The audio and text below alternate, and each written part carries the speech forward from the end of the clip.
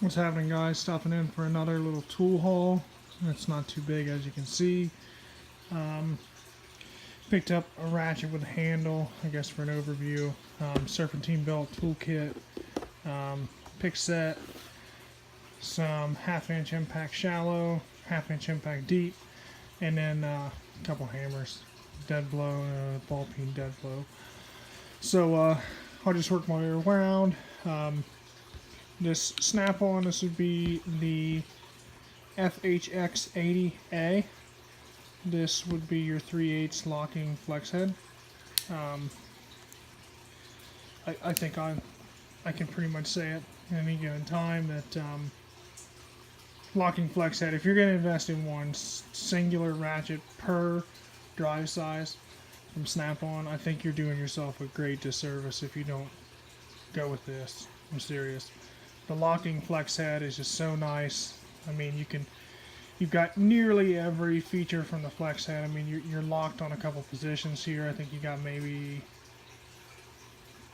4 each way, so maybe 8 total positions. 9 counting this one. The vertical position like this, or horizontal, depending on how you're looking at it. But overall, the length, it's a pretty good length. I'm a big guy, so I got pretty big hands, so I guess I kind of make it look pretty small, but it's pretty good length. Anyway, it's an absolute favorite, a must-have. This and the 1/4 inch are pretty much a must-have. I also put a whole new rebuild kit in it today, re-greased it and so on and so forth. I will tell you this, when you are changing these handles, using the boiling method, so boil some water on a stove, submerge this thing to about yay on here, kind of, if you do have a flex head, kind of flex the head a little bit so I can set on the top of the pot. Just leave it in there for a little while. I mean, a minute, 2 minutes, somewhere along those lines, just so that you can get it nice and hot. Grab two towels, hand on one end, on each end, and just pull it right across, it'll slip right out. Boil the new one, put it on. If you don't have access to hammers like this, you don't need it. Boil the new one for about 60 seconds. Grab it out with a towel, line it up, slide it on the shaft, and then just kind of make sure that it's dialed up pretty well with those 2 prongs, and then you can just literally just push it down and it'll go right on in. So it's a great idea. I'm glad I didn't try to use vice grips and pliers and all that shit, try to rip those off. So I saved the other ones. I was able to save. I've done this 3 times so far, so now I have 3 backup handles. Anyway, moving on to this. This Gearwrench part number is 3680D. This is the same thing that Matco rebrands. All in all, I don't. Honestly, you'd have to really do some convincing on me to make me believe that this is anything more. There is anything more out there that you'd want out of a serpentine belt kit for this. I think these were just at Amazon for about $25, somewhere around there. I mean, we're talking dirt cheap. I don't know what this is, probably 72 too. Seems like that's what most of the Gearwrench's stuff is in these ratcheting wrenches. You get your 3 crow's foot, 13, 14, 15. You get your 3 square drives inside of here. I think this would be 3/8, half, and 3/4. Then you get 13, 14, 15, 16, 17, 18, 19. So 13 through 19. Comes with a little laminated parts list, so on and so forth. I think it's a no-brainer. If anyone's ever got to deal with serpentine belts for $25, $26, I think you'd be doing yourself a disservice not to get that. I've been looking at between this and the Snap-on for a pick set. The Snap-on only comes with like 4. I'm not honestly certain how big the Snap-on ones are. I assume they're probably these larger ones instead of these minis. I do have a mini kit, I think, from Astro Pneumatics, I think, maybe. I think, for the mini kit. I just want to get this to cover them all. I've been looking, this thing ranges up in price. I think I caught this for right around mid-20s. I think I got both these for right around $20, $25, something like that. They're sharp as hell. They all come covered with little sleeves so you don't poke yourself, but I mean, they're sharp as hell. They've got a decent grip on them. Again, it's a lot of that. It's a lot of that butylene rubber style stuff. So I assume once you get these things nice and greasy, they'll probably start stinking and whatnot. So I don't know. We'll have to test our warranty on these because I assume these grips are going to go with that all that butylene coverage on there. It's pretty much the whole thing. Even this stuff down, the only little plastic's that. So you got a high risk of that, but $20, who really cares? Here comes the 24 ounce. I believe this is HFBE 24, and this would be just your 24 ounce dead blow hammer. Obviously comes in handy for a lot of different tools or a lot of different usages, suspension, ball joints, pretty much anything where you don't want any knockback, obvious reasons. This would be your ball peen, same version of it, a 24 ouncer, HBBD 24. You'll hear a lot of people say it if you watch enough of these tool videos. They pretty much unanimous decision that Snap-on makes pretty well the best version of a ratchet wrench you can possibly get a hold of. That's a good investment. Hammers as well, I believe these are good investments for the money. You'll hear Clay talk about it most recently over there at Clean Trucking. Honestly, these really are the way to go. I'm not 100% certain what the cost is on these. I think they're right around $60 or something like that each, but for something that you can easily replace, something you can really realistically beat the shit out of, it's a no-brainer for these. We'll move on to the impact wrenches. Now, this first go-around I've ever had with these guys, Tekton. And so far, it doesn't look like it's going to be too bad. The reason I bought these, the reason I bought duplications of this and so on and so forth, I'm trying to build a tool cart.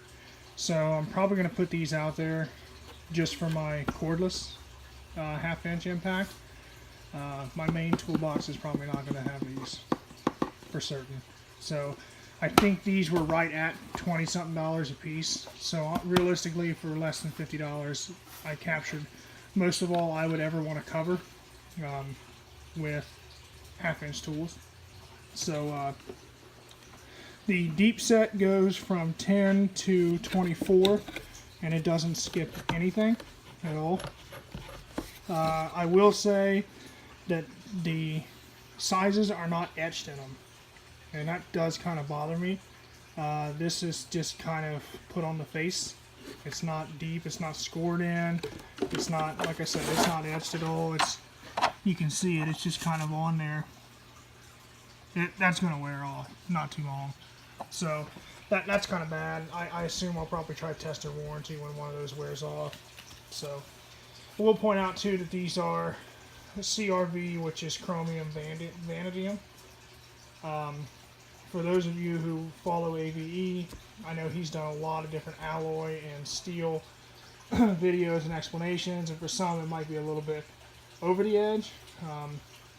I guess to do a quick rundown, CRV is what I guess we'll call this, just for short. There's pretty much, when it comes to socket material and especially impact grade material, the tool steel they like to use is either CRV or CR-MO, which is chromoly. Longhand, this would be chromium vanadium, and longhand for the chromoly or CR-MO is chromium molybdenum. That's a tough word to say. So molybdenum, I don't know, there's a lot of different ways to pronounce that, but chromoly is what it's kind of pronounced as short. Now, this particular one, when you add chromium to steel, you increase its, I believe you increase its resistance or its capability to be hardened. So essentially the chromium is there to allow the tool or the steel to be hardened. I guess it probably tightens the structure so that the molecules don't want to separate nearly as much. And then I believe the vanadium is there to, I think, for some slight rust preventative, but I also think it is also there to protect against high temperatures, which would be the heat treat process as well. Now the difference between chromoly is the structure of that steel is lighter in comparison with size, or a direct relationship with size, than pretty much any other steel alloy out there. Which means that given the same size set or given the same sample size, chromoly is going to be stronger than any of those other steels out there, as far as its capability for load bearing and so on and so forth. That's why people will always say chromoly is the better way to go when it comes to these impact sockets, or chromoly is the better way to go when it comes to a wrench or something along the lines. Now, by no means can you get this type of steel, either CRV or chromoly. You cannot get those up to the hardness of, say, something like a file, which is basically a non-alloy based steel. We're talking high carbon count, high hardness rating. You can't get these to that. You don't want them to be to that, because the harder a steel is, the more brittle it is. And that's where you get into these things like the vanadium, and even so the molybdenum into the chromium, just to kind of make it so it's not as brittle. The molybdenum as well also helps it against a lot more corrosion resistant than these. That's kind of why you see cheap sockets like the Pittsburgh sockets. They'll start to show a little bit of rust with these impact grade sockets. That's kind of why you just kind of want to keep them oiled down. There's a pretty thin coat of oil on these right now, so keep them oiled down, especially the CRV ones. It'll help at least make them look better for a while. But there's no doubt about it. The alloy in these, pound for pound, is going to be weaker than it is in chromoly, and that's one of the main reasons why people will push chromoly higher. Lastly, we have got the short metric set. And I don't know if this lid's going to play ball with me or not, but we're going to force it. So this one skips some sizes, and I know that really grinds people's gears. This goes 11 to 15, then skips to 16, it goes 17 to 19, and skips to 20. Goes 21, I believe this is a 22, skips to 23, the 24 and the 25, jumps up to 27, 30, and 32. I assume these would be for your axle nuts, most common size of axle nuts at least. Again, this is just a short version of this. You can get this in many different ways. What is this? 3, 6, 9, 12, 15 piece. I think you can get it in a 17 piece. I think you can get it in a 10 piece.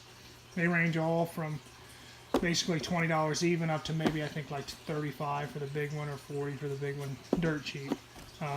Supposedly these are lifetime warranty. I've heard some stories or watched some videos of people doing the warranty process super easy. I've heard other ones about where they have a rough time with these Tekton tools. So I don't really know where I can take these into face-to-face, because I like face-to-face. But I'll probably just have to try to figure that one out. Overall, for $40 to $50 investment, plus another $40 to $50 investment, plus snap-on warranty, plus maybe a $120 investment. It's a pretty good array of things for a tiny little haul. Not a whole lot of money involved, $200, $225, something like that, or somewhere right around there. That's a pretty good bang for your buck, I would say, in this scenario. Anyway, those who stop by and watch, I appreciate you taking a look at this. I'll try to answer at least a little bit of questions. I know a little thing or two about a lot of different things. So as I start getting more tools and so on and so forth, and start going through the tool cart and toolbox, I'll at least make a good explanation of why I purchase certain things, and at least where you can get some acquired knowledge, whether that is other people in the trade, that is informational knowledge gleaned from others, that is knowledge gleaned from yourself, or I guess self-sufficient knowledge, whether you're going out to seek that knowledge. And I think the last one, I think, is experience. When you're going out and you're using this stuff, and it starts to break on you, and I don't know, I think I'm like most of the people out there. Whether or not I have the money to afford nice things is kind of irrelevant when it comes to purchasing something that I don't ever want to purchase again.